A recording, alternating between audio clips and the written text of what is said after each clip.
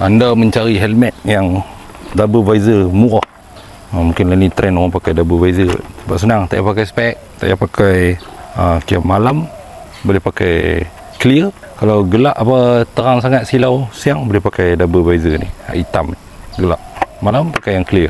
Kalau siang panas silau, buka balik yang double visor dan pakai balik yang ni, so lagi selamat lah, malam taklah gelap sangat.